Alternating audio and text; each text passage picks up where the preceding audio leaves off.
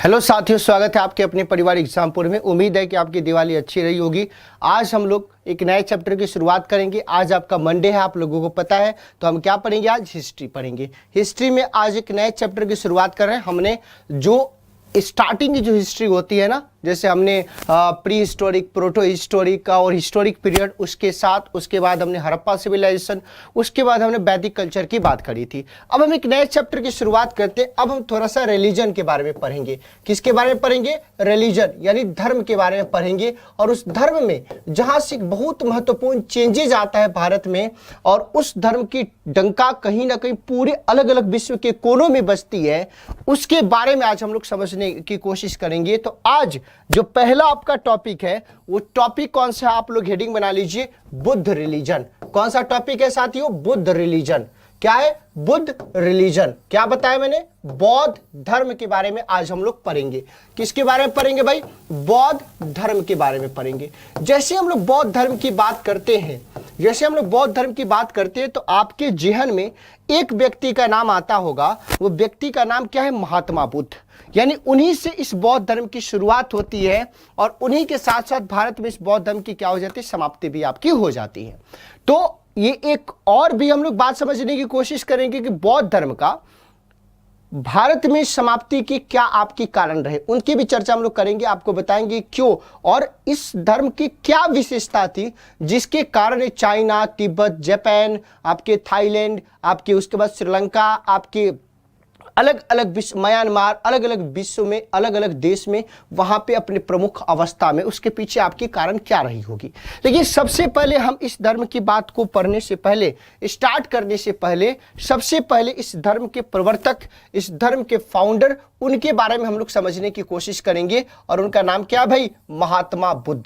क्या नाम है भाई? महात्मा बुद्ध। क्या नाम है? महात्मा बुद्ध। और इन्हीं को किसके नाम से जाना जाता है? गौतम बुद्ध के नाम से भी जाना जाता है। किसके नाम से? गौतम बुद्ध के नाम से भी इन्हीं को जाना जाता है। अब एक एक करके थोड़ा इनके बारे में, पहले इनके जीवन के बारे में समझ लेते हैं कि इनका जीवन कैसे था, क्या क्या चेंजेस आया, और कैसे कैसे ये सिद्धार्थ, जिनको जो इनका बचपन का नाम था, उस सिद्धार्थ से कैसे ये महात्मा बुद्ध बन गए, इनकी भी चर्चा हम लोग जरूर करेंगे। सबसे पहली बात कि सब इनका 3 फेज में हम लोग इनके पढ़ेंगे। एक फेज तो इनके जीवन की बात करेंगे, दूसरा फेज इनके सिद्धांतों की बात करेंगे, और तीसरा फेज ये किस चीज में बिलीव करते थे, किस चीज में बिलीव नहीं करते थे, उनकी बात हम यहाँ पे करेंगे। तो सबसे पहले बात ये आता है कि भैया ये बताओ कि इनका जन्म कब हुआ था? बॉर्न 563 बीसी में इनका जन्म हुआ था। कब भाई?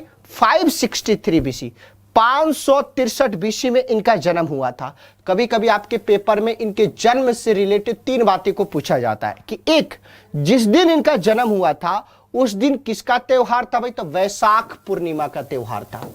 कौन सा त्योहार था भाई? वैशाख पूर्णिमा का त्योहार था। किसका त्योहार था? वैशाख पूर्णिमा का त्योहार था। पहले इसको ध्यान में रखने की जरूरत है। किसका? वैशाख पूर्णिमा का त्योहार था। यानी और उसी उनके जन्म के उपरांत उस वैशाख पूर्णिमा को क्या बोले जाने लगा? बुद्ध पूर्णिमा के नाम से भी आपका जाने जाने लगा। पहला बात।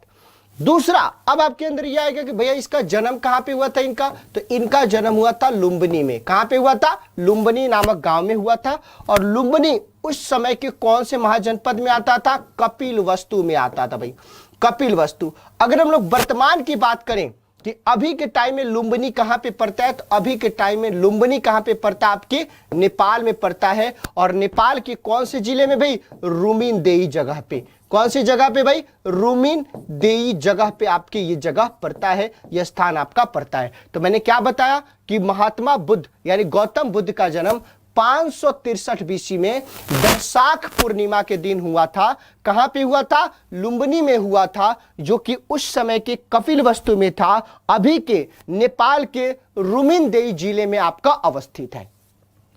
अब पेपर में आपकी ये भी क्वेश्चन आपके पूछे जाते हैं कि आपकी कैसे पता चलता है कि गौतम बुद्ध का जन्म आपके लुम्बिनी में ही हुआ था। इस बात की पता चलने के लिए हम लोग किसका आधार बनाते? रूमीनदेही स्तंभ लेख का बताते हैं। किसका? रूमीनदेही स्तंभ लेख, यानी अशोक का यानी महान सम्राट अशोक का जो आपका रुमिनदेई स्तंभ अभिलेख है, उसी से ये बात पता चलता है कि महात्मा बुद्ध का जन्म नेपाल के वर्तमान के रुमिनदेई जिले के लुम्बिनी नामक जगह पे हुआ था। इसको इसी से पता चलता है। तो महात्मा बुद्ध के जन्म से संबंधित जो 3-4 बातें हैं, हमको लगता है कि कभी भी आपको कहीं पे भी समस्या नहीं होगा। अब हम लोग आगे की बात करते हैं, इनके जन्म से आगे की चर्चा हम लोग करते हैं कि आगे इनको क्या करना है। अब भाई कोई महान व्यक्ति होता है तो उनके फादर और मदर का नाम भी आपको जानने की जरूरत होती है। चलो भाई, इनके फादर और मदर के बारे में भी जान लेते हैं कि इनके पिता का नाम क्या था और इनके माता का नाम क्या था। यानी गौतम बुद्ध की बात करते तो गौतम बुद्ध एक क्षत्रिय परिवार से बिलोंग करते थे, एक रॉयल फैमिली से बिलोंग करते थे और इनके पिता का नाम क्या था? सुदोधन। क्या नाम था साथियों? इनके पिता का नाम क्या था? सुदोधन। सुदोधन, इसको नोट कर लीजिए, नाम क्या था? सुदोधन। सुदोधन इनका नाम था। पहली बात, सुदोधन इनका नाम था। अब यहां पे ये आता है कि सर ये कौन से आपके रॉयल फैमिली से बिलोंग करते थे? तो ये शाक्य गण के मुखिया थे। किसके मुखिया थे भाई? शाक्य गण के मुखिया थे। शाक्य गण के मुखिया थे, उनका नाम क्या था? सुदोधन। उन्हीं के बेटे थे, नाम था सिद्धार्थ, जो कि बाद में महात्मा बुद्ध और गौतम बुद्ध के नाम से क्या हो गए? प्रसिद्ध हो गए, फेमस हो गए। इसको भी आपको समझने की जरूरत है। अब यहां पे देखिए आप लोगों को, इनकी जो मम्मी थी, इनकी जो माता थी, जिनके गर्भ से इन्होंने जन्म लिया था, उनका नाम क्या था? महामाया। क्या नाम था भाई? महामाया। उनकी माता का नाम क्या था? महामाया। महामाया के बारे में बताया जाता है कि कोलियर रिपब्लिक की राजकुमारी थी। किसकी?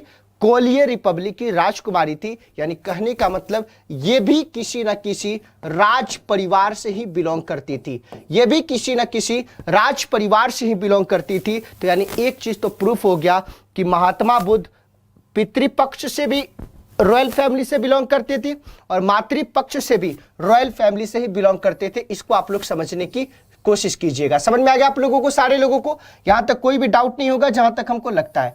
अब बात आता है कि चलो भाई, इनके फादर और मदर की तो हमने बात कर लिया, अब इनकी शादी भी हो गई होगी। तो बताया जाता है कि महात्मा बुद्ध के बारे में एक ज्योतिषी, एक जो एस्ट्रोलॉजिस्ट था, उसने एक अनुमान लगाया था। उसने उनके बारे में ज्योतिष करी थी कि भाई बाद में जाके ये महात्मा बन जाएंगे, ये सन्यास को धारण कर लेंगे। तो इसके कारण उनके जो माता और पिता जो थे, उनके जो पिता थे, उनको उस सारी खुशी देने की कोशिश करा। उन्होंने उस सारी खुशी देने की कोशिश करा कि एक इसी सारी चीज़ों में उलझे रहे कि उनका ध्यान किसी और जगह पे नहीं जाए। लेकिन इंसान के जीवन में जो होना होता है वो जरूर होता है। और सबसे बड़ी बात ये मैं एक चीज़ और बता देना चाहता हूँ कि महात्मा बुद्ध की जो स्टेप मदर थी, यानी जो इनकी सौतेली माता थी, जो इनकी मासी थी, उनका नाम था महाप्रजापति गौतमी। क्या नाम था भाई उनका? महाप्रजापति गौतमी। तो आप बोलोगे कि भैया इनकी स्टेप मदर की क्या जरूरत पड़ गई?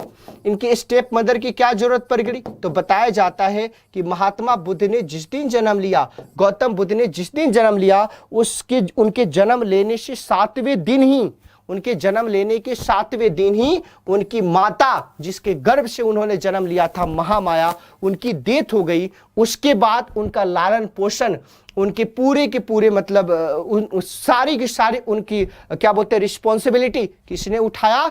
स्टेप मदर महाप्रजापति गौतमी ने। अब क्या हुआ कि बहुत कम उम्र में उनकी शादी होगी। शादी जिससे हुआ उसका नाम क्या था? यशोधरा। क्या नाम होता भाई? यशोधरा। यशोधरा से इनकी क्या हो गई? शादी हो गई। अब पता लगा कि भाई चलो यशोधरा से शादी हो गई तो इनको एक बेटा की भी प्राप्ति हुआ, एक इनको पुत्र मिला। उस पुत्र का नाम क्या था? राहुल। क्या नाम था? राहुल। और इनके बचपन की नाम की बात करें, चाइल्डहुड की नाम की बात करें, चाइल्डहुड की बात करें, यानी महात्मा बुद्ध के बचपन का नाम क्या था? तो आंसर क्या है? सिद्धार्थ। क्या था भाई? सिद्धार्थ। यानी इनके बचपन का नाम क्या था? सिद्धार्थ। तो मैंने अभी तक क्या क्या बातें बताई, एक बार फिर से मैं आपको बता देता हूं। इनके जीवन से रिलेटेड क्या क्या चीजें को आपको समझने की जरूरत है। पहला बात मैंने क्या बोला कि महात्मा बुद्ध का यानी गौतम बुद्ध का जन्म आपके 563 बीसी में हुआ था, पहली बात।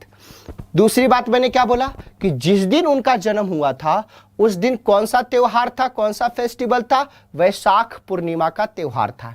दूसरी बात मैंने क्या बोली कि जिस जगह पे उनका जन्म हुआ था उस जगह का नाम था लुम्बिनी। लुम्बिनी उस समय के महाजनपद कपिलवस्तु में आता था। दूसरी बात कि लुम्बिनी अभी के वर्तमान में नेपाल के रुमिनदेई जिले में आपका पड़ता है। आपके पेपर में ये भी क्वेश्चन आपके पूछे जाते हैं कि महात्मा बुद्ध का जन्म, गौतम बुद्ध का जन्म आपके लुम्बिनी में हुआ था, इसका पता आप कैसे लगाते हैं? तो अशोक का जो रुमिनदेई स्तंभ अभिलेख है, उस रुमिनदेई स्तंभ लेख से हम ये पता लगाते हैं कि महात्मा बुद्ध का जन्म आपके लुम्बिनी में हुआ था। इस चीज को आप लोग ध्यान रखिएगा। फिर हमने क्या बोला, इनके जीवन परिचय की बात करी। इनके पिताजी का नाम क्या था? सुदोधन, जो कि शाक्य गण के मुखिया थे। इनकी माता का नाम क्या था? महामाया, जो कि कोलियर रिपब्लिक की प्रिंसेस थी, यानी अपनी माता पक्ष से और पिता पक्ष से, दोनों के दोनों पक्ष से ये क्या थे? आपके रॉयल फैमिली से बिलोंग करते थे, एक राजसी परिवार से बिलोंग करते थे, और बहुत कम उम्र में, मात्र इनके जन्म के 7वें दिन ही इनकी माता का देहांत हो गया, जिसके कारण इनका लालन पोषण इनकी मासी, इनके स्टेप मदर महाप्रजापति गौतमी ने करा था। और उन्हीं को मतलब उनके जीवन का विशेष उनके ऊपर प्रभाव पड़ा था, इस चीज से इनकार नहीं किया जा सकता है। और इनकी जो वाइफ थी, इनका नाम था यशोधरा, इनके बेटे का नाम था राहुल, और खुद महात्मा बुद्ध के बचपन का नाम क्या था? आपका सिद्धार्थ था। मैंने आपको पहले ही बात आपको बता दिया, सारी चीजें आपको समझ में आ गई होगी। मैंने पहले ही आपको ये चर्चा कर दिया कि महात्मा बुद्ध के बारे में ऐसी एक कहानी है, किंवदंती है। बताया जाता है कि एक ज्योतिष इनके पिता के दरबार में आया था और उसने बोला था कि भाई, ये आपका लड़का आगे चल के संन्यास धारण कर लेगा, सन्यासी बन जाएगा, घर को त्याग देगा, घर को छोड़ देगा।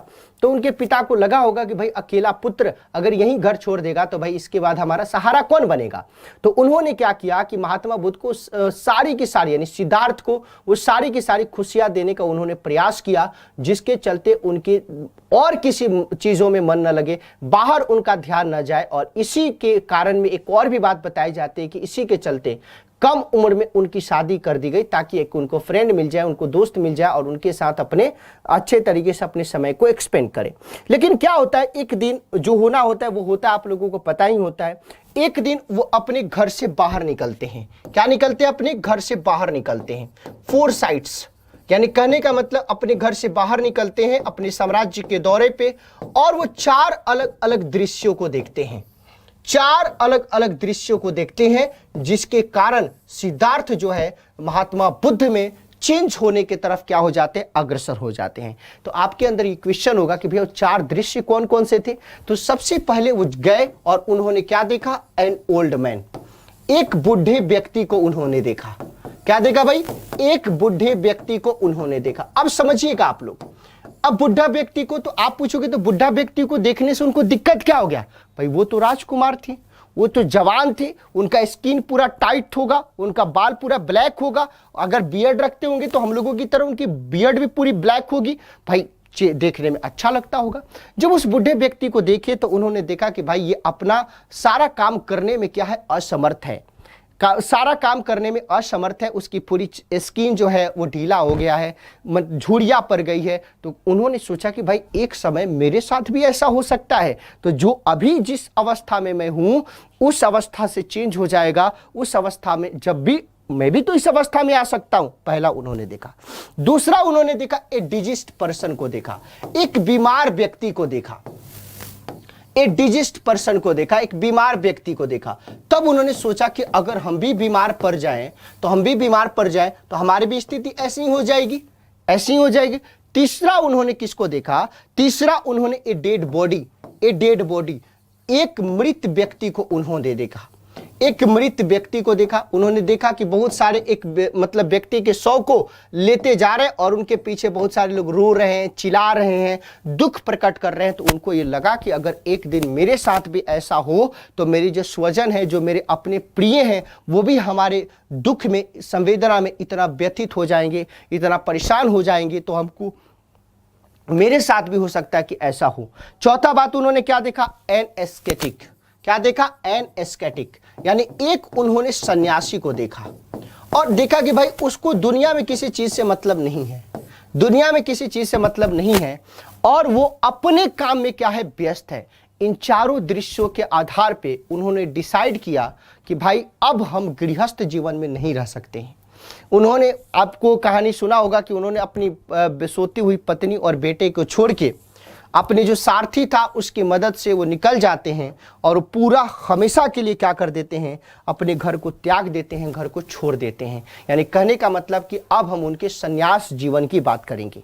क्या करेंगे? संन्यास जीवन की बात करेंगे। तो अब ये आप लोग समझिए कि महात्मा बुद्ध के सेकेंड फेज की हम लोग बात करेंगे, गौतम बुद्ध के सेकेंड फेज की हम लोग बात करेंगे। तो 29 साल की उम्र में, कितने साल की उम्र में भाई? 29 साल की उम्र में उन्होंने अपना घर छोड़ दिया।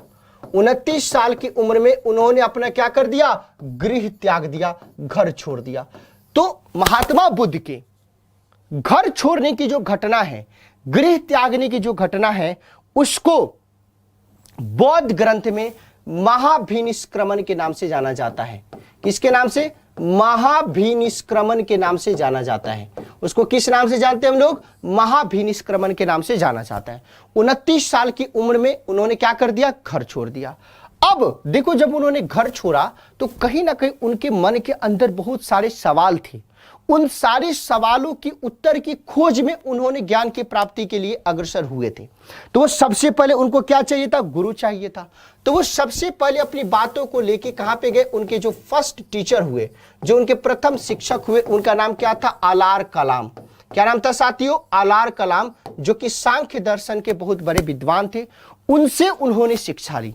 लेकिन हो सकता था कि जो उनके अंदर डाउट था वो डाउट आपका कंप्लीट नहीं हो पाए। उसी तरीके से जैसे आज से पहले अपने बहुतों बार हिस्ट्री और इकोनॉमी पढ़ा होगा, लेकिन आपका वो डाउट क्लियर नहीं हुआ। आपको वो चीज जो अंदर आपको लगता था कि नहीं, ये चीज हमको नहीं मिल पा रहा है, जब हमारी क्लासेस से आपको मिलने लगी तो आपको वो चीज लगा कि नहीं यार, सर की क्लास को ही हम क्या करेंगे? कंटिन्यू करेंगे, सर की क्लास को ही हम डेली लेंगे। तो उन्होंने आलार कलाम से भी पढ़ा। अब दूसरे जो इनके मतलब जो अदर टीचर जो थे, अदर टीचर जिनसे इन्होंने शिक्षा प्राप्त करी, उनका नाम क्या था? रुद्रक रामपुत। नाम क्या था साथियों? रुद्रक रामपुत। नाम क्या था? रुद्रक रामपुत। इनसे भी उन्होंने शिक्षा प्राप्त करी। अब इसके बाद उन्होंने डिसाइड किया कि नहीं यार, हमको खुद से ज्ञान की प्राप्ति के लिए हमको अपना एफर्ट लगाना पड़ेगा। लगातार 6 साल तक बताया जाता है कि 6 साल तक उन्होंने कठिन तपस्या करी। 6 इयर्स तक कठिन तपस्या करी।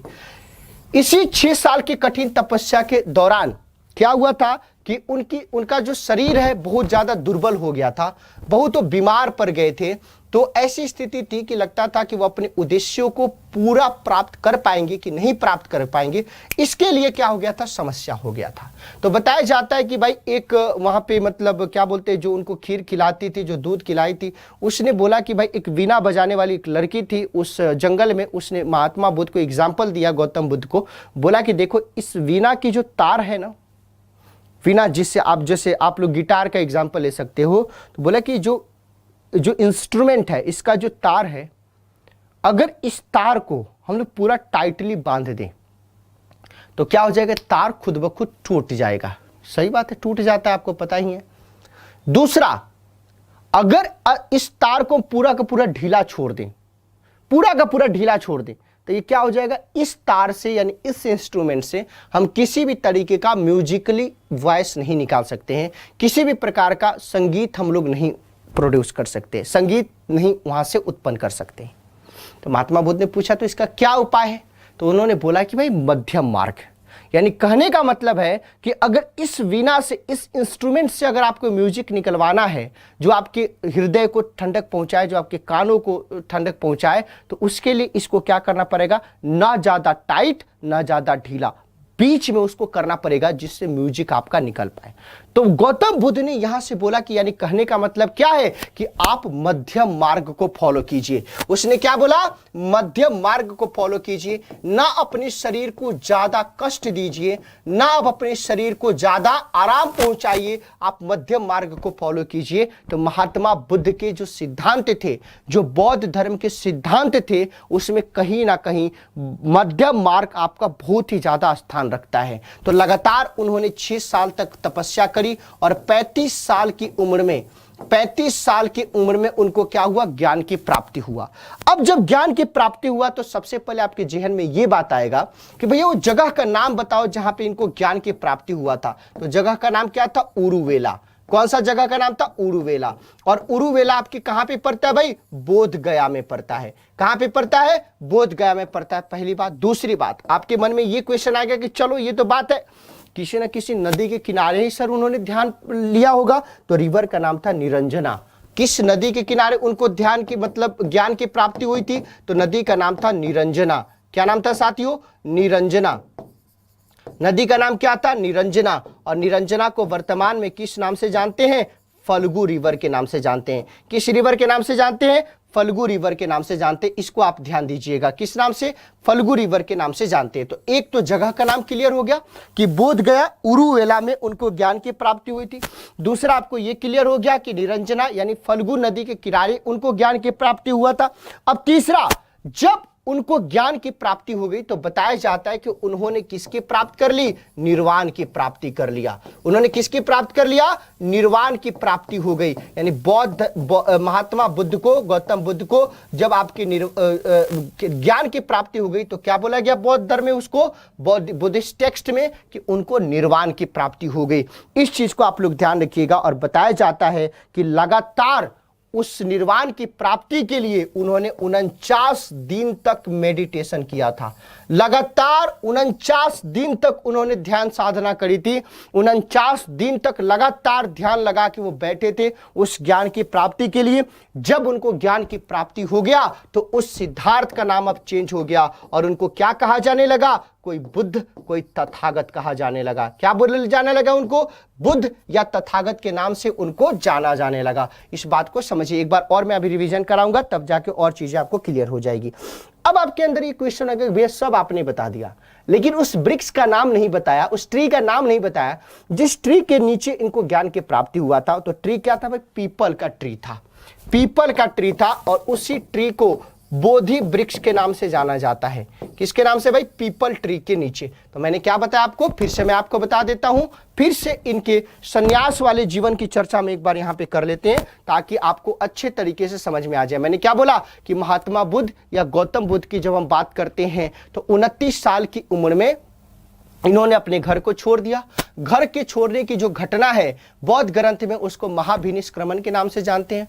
घर को छोड़ने के बाद वो ज्ञान की तलाश में जो जो उनके मन के अंदर जो समस्याएं था, दुख था, उनका कारण और निवारण जानने के लिए अलग अलग अपने लोगों के पास पहुंचे। तो पहले जो उनके टीचर थे नाम था आलार कलाम। दूसरे अन्य जो टीचर थे उनका नाम था रुद्रक रामपुत। अब उन्होंने क्या करा? लगातार 6 साल तक उन्होंने कठिन तपस्या करी। 35 साल की उम्र में उरुवेला यानी बोध गया नामक जगह में निरंजना नदी, जिसको फल्गु के नाम से जानते हैं, उसके किनारे पीपल वृक्ष के नीचे लगातार 49 दिन मेडिटेशन करने के बाद उनको निर्वाण की प्राप्ति हो गई। और जब उनको निर्वाण की प्राप्ति हो गई तो उस समय से उनको क्या बोला जाने लगा? बुद्ध या तथागत कहा जाने लगा। क्या कहा जाने लगा? बुद्ध या तथागत कहा जाने लगा। इसको भी आप लोग समझने की जरूरत है। अब महात्मा बुद्ध को यानी ज्ञान की प्राप्ति हो गई। अब हम लोगों को क्या करना है? अब वो ज्ञान की प्राप्ति के उपरांत अब क्या करेंगे? अब जो जो चीज उनके अंदर डाउट था अब वो क्लियर हो गया। अब लोगों के अंदर के डाउट को क्या करेंगे? क्लियर करेंगे और अपने सिद्धांतों को प्रसार करेंगे, प्रसारित करेंगे।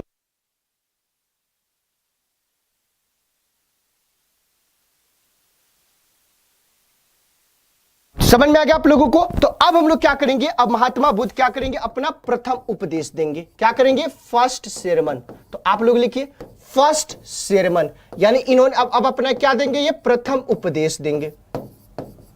क्या देंगे? अपना ये प्रथम उपदेश देंगे। जब हम इसके प्रथम उपदेश की बात करते हैं, जब हम इनके प्रथम उपदेश की बात करते हैं तो इन्होंने कहां पे उपदेश दिया था भाई? कहां पे उपदेश दिया था? तो सारनाथ में दिया था। सबसे पहला उपदेश इन्होंने कहां पे दिया था? सारनाथ में।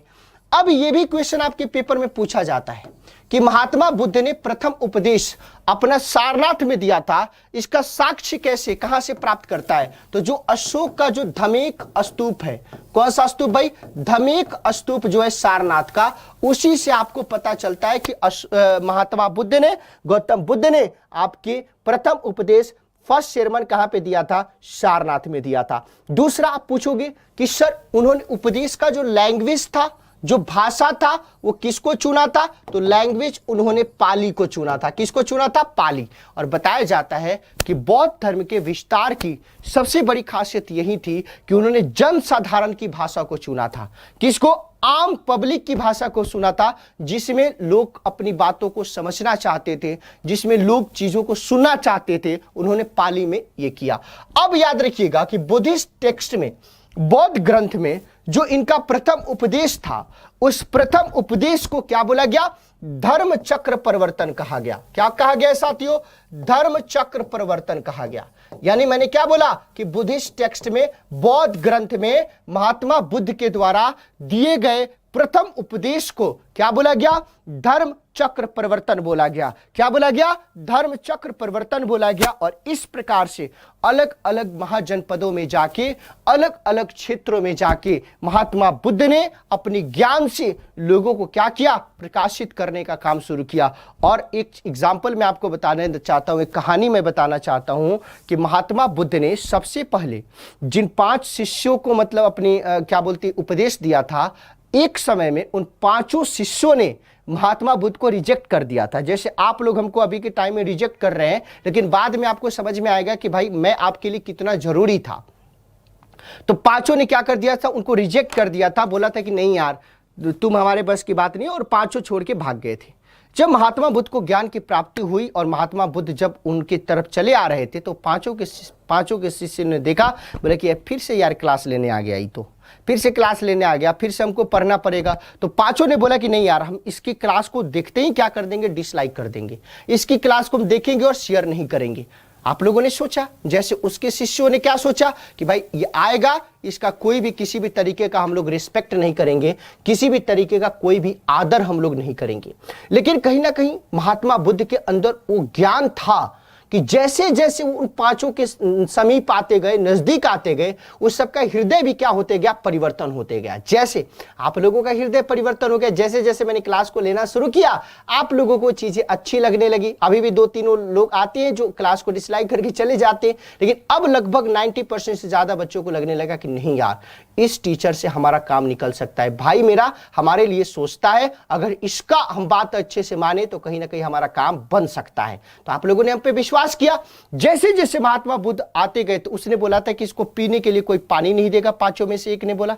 दूसरे ने बोला कि बैठने के लिए इसको कोई आसन नहीं देगा, खाने के लिए इसको कोई फल मूल नहीं देगा, इसका कोई भी पैर नहीं धोएगा, और इसको किसी भी तरीके का कोई आदर सत्कार नहीं करेगा। महात्मा बुद्ध जैसे ही आपके उसके पास आए, तो जिसने बोला था कि इसका पैर नहीं धोना है, फट से गंगा जल लेके पहुंच गया। बोला कि अरे बाप यार, आपके महत्व को हम समझते हैं, आपकी क्लास की इंपॉर्टेंस को हम समझते हैं, अभी हम ये करेंगे किसी भी तरीके से तो हमारे साथ दिक्कत हो जाएगा। महात्मा बुद्ध के चरणों में लौट गया, उनके पैरों को गंगा जल से धोया। दूसरा जो बोल रहे थे नहीं, इसको बैठने के लिए आसन नहीं देंगे, आसन को भाई साफ उप करके अच्छे तरीके से, बेहतर तरीके से उनको आसन दिया। तीसरा वाला जो बोल रहा था कि नहीं, इसको हम खाना नहीं देंगे, फल मूल नहीं देंगे, कंदमूल नहीं देंगे, उस दौड़ के फल मूल को धो धा के अच्छे तरीके से लाया, बोला कि गुरुवर आप खाइए। चौथा जो बोला था कि नहीं, इनका पैर और नहीं दबाएंगे, इनके मतलब सेवा सत्कार नहीं करेंगे, तो बोला फटाक से पैर और लेके बैठ गया कि नहीं यार, आप आए हमारा अहोभाग्य है, आपका पैर दबाने का सौभाग्य मिला, ये मेरा अहोभाग्य है। पैर दबाने लगा। 5वां जो था,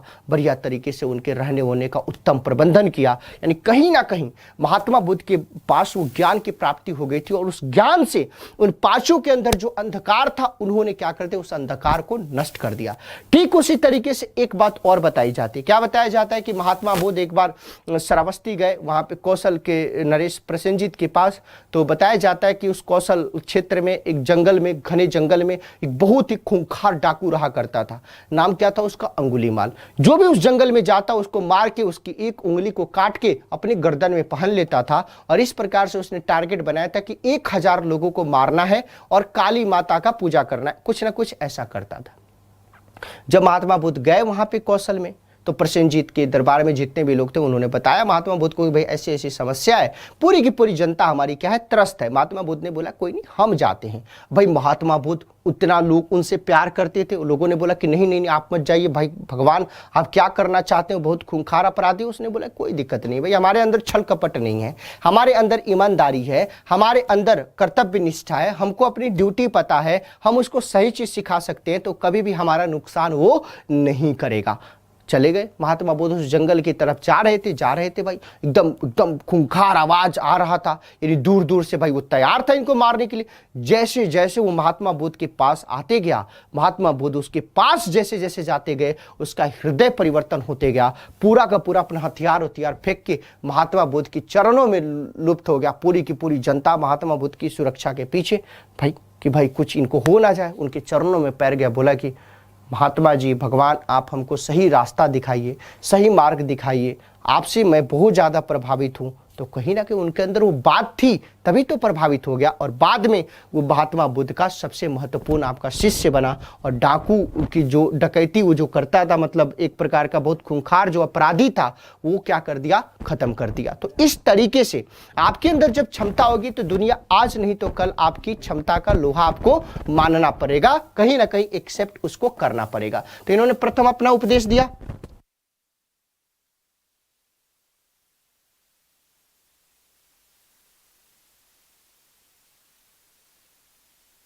समझ में आ गया आप लोगों को इस तरीके की। अब नेक्स्ट बात को हम लोग समझते हैं कि भाई इसके बाद हम लोग क्या समझेंगे, नेक्स्ट बात हम लोग समझने की कोशिश करते हैं। चले, अब यहां पे क्या हो गया कि इन्होंने अपना ये सारा का सारा प्रथम वो भी दे दिया। अब बताया जाता है कि 483 बीसी के समय में, 483 बीसी में 483 बीसी में 80 साल की उम्र में इनकी डेथ हो गई। 80 साल की उम्र में इनकी क्या हो गई, डेथ हो गई। किनकी, महात्मा बुद्ध की। बताया जाता है कि जब डेथ हुआ तो क्वेश्चन आपके पेपर में पूछा जाता है कि इनकी डेथ कहां पे हुआ था, तो आंसर क्या बताना है आपको, कुशीनगर। कहां पे भाई, कुशीनगर। कुशीनगर वर्तमान में कहां पे पड़ता है भाई, कुशीनगर वर्तमान में कहां पे पड़ता है, तो वर्तमान में आपके उत्तर प्रदेश का एक जिला है। और गांव की जब हम बात करते हैं तो जो गांव था उस गांव का नाम क्या था, कसिया। क्या नाम था भाई, कसिया। तो उत्तर प्रदेश के कुशीनगर के कसिया गांव में जो आपके एक क्या बोलते हैं कि जिसके घर में वो ठहरे थे, उसके द्वारा जो फ्रूट दिया गया, फल दिया गया, उसी फ्रूट के बाद खाने के बाद उनकी तबीयत बिगड़ी और उसके बाद उनका डेथ हो गया। और बौद्ध ग्रंथ में, बुद्धिस्ट टेक्स्ट में महात्मा बुद्ध के डेथ को महापरिनिर्वाण के नाम से जाना जाता है। किसके नाम से जाना जाता है, महापरिनिर्वाण के नाम से जाना जाता है। यानी बुद्धिस्ट टेक्स्ट में इनको क्या बोला जाता है, महापरिनिर्वाण के नाम से इनको जाना जाता है। इसको ध्यान रखिएगा। अब यहां पे बताया जाता है कि जब उनकी डेथ हो गई तो उनका डेथ कहां पे हुआ था, मलू के क्षेत्र में हुआ था। तो वहां पे मलू ने उनका अत्यंत सम्मान पूर्वक, रिस्पेक्टिवली उनका अंत्येष्टि संस्कार किया गया और उनके बुद्ध के जो अवशेष थे उसको 8 अलग अलग पार्टों में बांट दिया गया और 8 स्तूपों का निर्माण करवाया गया। अब आपके पेपर में क्वेश्चन ये पूछा जाता है कि सबसे ज्यादा उपदेश, सर्वाधिक उपदेश उन्होंने कहां पे दिया था भाई, सबसे ज्यादा उपदेश उन्होंने कहां पे दिया था, तो याद रखिएगा श्रावस्ती में दिया था। कहां पे दिया था भाई, श्रावस्ती में दिया था। यानी महात्मा बुद्ध ने अपना सबसे ज्यादा उपदेश कहां पे दिया, श्रावस्ती में दिया। इस चीज को ध्यान रखिएगा। अगर कोई आपसे क्वेश्चन आपसे पूछे कि इनके जो प्रमुख अनुयायी थे उनके नाम क्या थे, तो आंसर क्या बताओगे, बिंबिसार, प्रसेनजीत और उदयन। तो ये पूरी की पूरी आपकी बातें थी जिसको मैंने महात्मा बुद्ध के संदर्भ में आपको बताया। आप लोगों को ये क्लास अच्छी लगी होगी, उम्मीद है। अगर अभी तक आपने एसएससी एग्जाम्स पे एग्जामपुर चैनल को सब्सक्राइब नहीं किया है तो जरूर आप लोग एसएससी एग्जाम्स पे एग्जामपुर चैनल को सब्सक्राइब कीजिएगा। और इस सेशन को जितना ज़्यादा आप शेयर करना चाहते हो उतना ज़्यादा शेयर कीजिएगा। लाइक ज़रूर करना अगर आपके भाई ने आपको बेहतर तरीके से समझाया है, पढ़ाया है। और अब दिवाली ख़त्म हो गया, पढ़ाई को अच्छे से कंटिन्यू कीजिए। और बहुत बहुत धन्यवाद आप सारे साथियों का। Thank you so much. Good night, take care, bye bye.